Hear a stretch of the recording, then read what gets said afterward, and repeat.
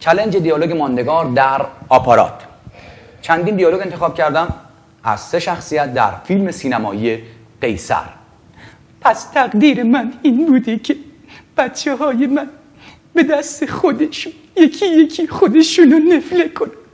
شما هیچ فکر نمی کنید که تن باباتون توی گور میلرزه؟ ننتان خب تقدیر ما این بوده دیگه. این دور از انصاف و مردونگی.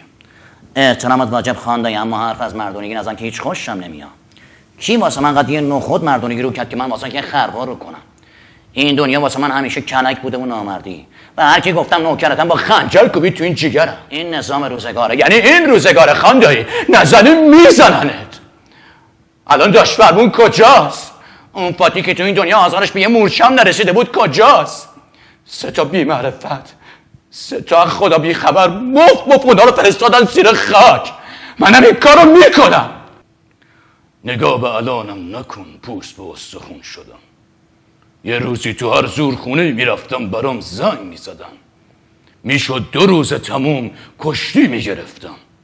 آجر رو از دیوار میکشیدم بیرون. اما حالا چی؟ قندوی تو آدم مایوس میکنی. اگه قرار روزگار هر کی پیر بشه دلشم کوچیک بشه، خدای منو هیچ وقت پیرم نکن که هیچ وقت حسنش ندارم. ساکت شو. تو چی میدونی؟ آدم هر چقدر که پیرتر میشه به خدا خودش رو نزدیکتر میدونه. من دعوت میکنم از کلاه قرمزی عزیز، فامیل دور و جناب خان که به این چالش بیان.